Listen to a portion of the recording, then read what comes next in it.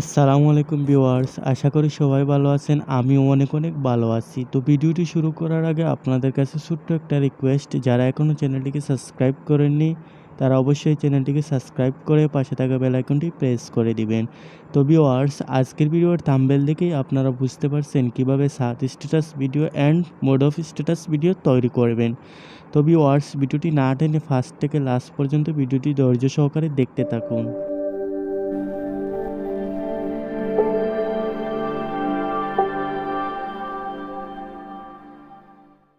তো ভিউয়ার্স, এই ধরনের ভিডিও মেক করতে হলে আপনাকে প্রথমে পিক্সেল ল্যাব অ্যাপটি ওপেন করতে হবে। পিক্সেল ল্যাব অ্যাপটি ওপেন করার পর উপরের কর্নারের দিকে তাকালে 3 ডট লাইন দেওয়া একটা অপশন আছে, সেটাতে ক্লিক করবেন। সেটাতে ক্লিক করার পর এরকম একটা ইন্টারফেস চলে আসবে।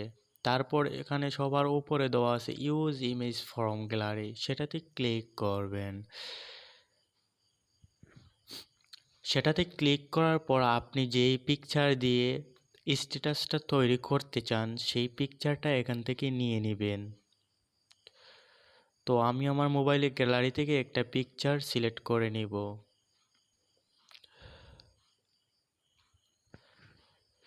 তো পিকচারটি সিলেক্ট করার পর এরকম কয়েকটি ইন্টারফেস চলে আসবে। তো এখান থেকে আপনি যেই রেশিও দিয়ে ভিডিওটা তৈরি করতে চান, এখানে অনেক রেশিও দেওয়া আছে, 16.9, 1.1, 4.3, 3.2। এখান থেকে আপনি যেই রেশিওটা দিয়ে ভিডিওটা মেক করতে চান সেই রেশিওটা নিয়ে নেবেন। তো ভিউয়ার্স, এখান থেকে আমি 9.16 রেশিওটাকে সিলেক্ট করে নিলাম। তো এটা সিলেক্ট করার পর এখানে সাইন ইন অপশন দেখতে পারবেন, সেটাতে ক্লিক করে আপনারা সাইন ইন করে নেবেন। তো সাইন ইনে ক্লিক করার পরে এরকম একটা ইন্টারফেস শো করবে। তো এখানে লেখা আছে নিউ টেক্সট বলে। তো ভিউয়ার্স, এখন আপনারা যেই শায়েরিটা দিতে চান বা যেই টেক্সটটা দিতে চান সেই টেক্সটটা এখান থেকে লিখে নেবেন। টেক্সটটা লেখার জন্য আপনাকে লেফট কর্নারে একটা কলমের মতো অপশন দেওয়া আছে, সেটাতে ক্লিক করবেন। নিউ টেক্সটটাকে ডিলিট করার পর আপনি যেই লাইনটা লিখতে চান এখানে সেই লাইনটা দিয়ে দিবেন। তো আমি আমার লাইনটা এখান থেকে লিখে নেব।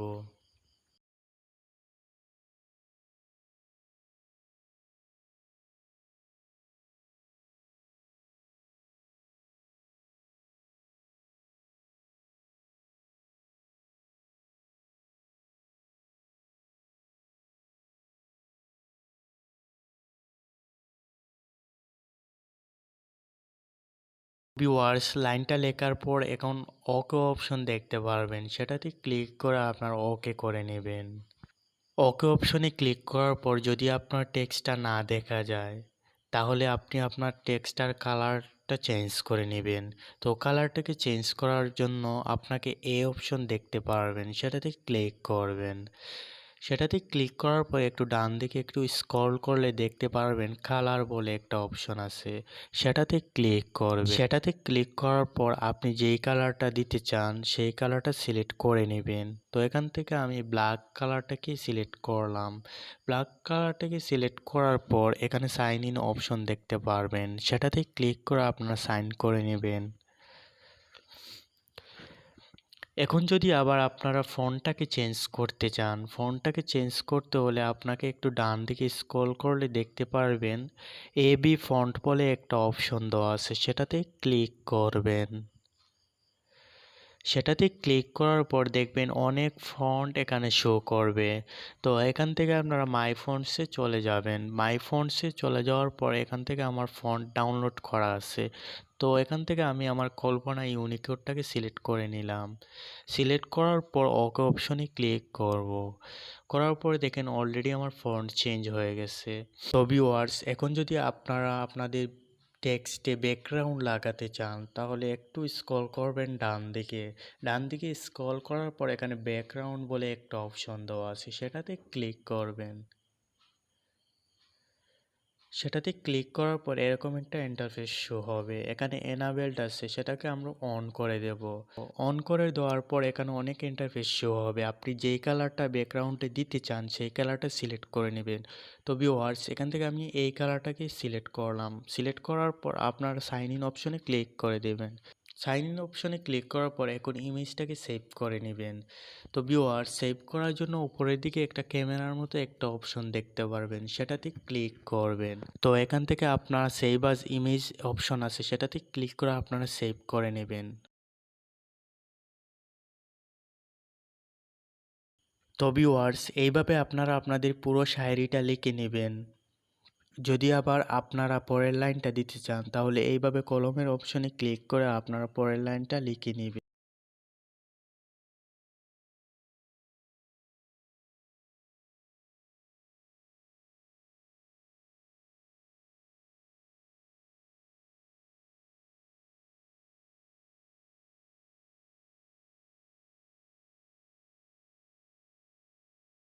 তো ভিউয়ার্স, এইভাবে আপনারা আপনাদের পুরো শায়েরিটা লিখে নেবেন। তো ভিউয়ার্স, ভিডিওটাকে মেক করার জন্য আপনারা আপনাদের মোবাইলের ক্যাপকাট অ্যাপটিকে ওপেন করে নেবেন।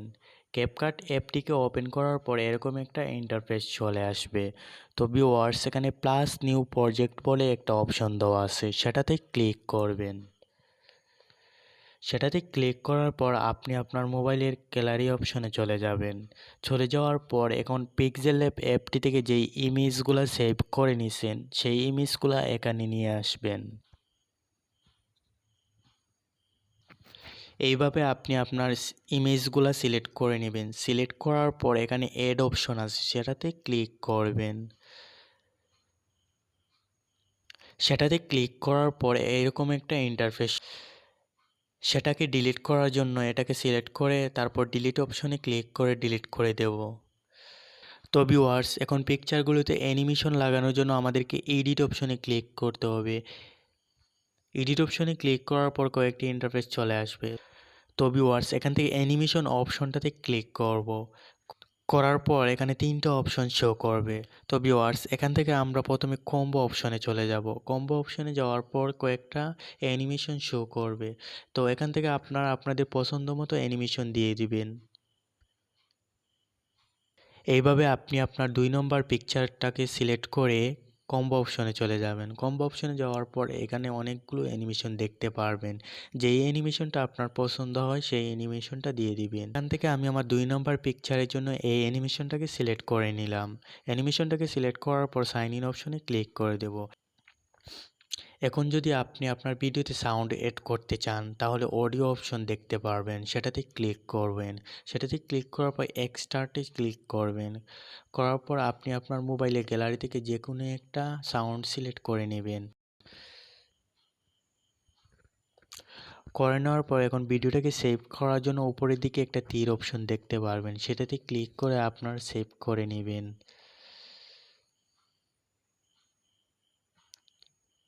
এখানে একটু লাউডিং হবে। লাউডিংটা শেষ হলে তারপর ডান অপশনে ক্লিক করে আপনারা সেভ করে নেবেন।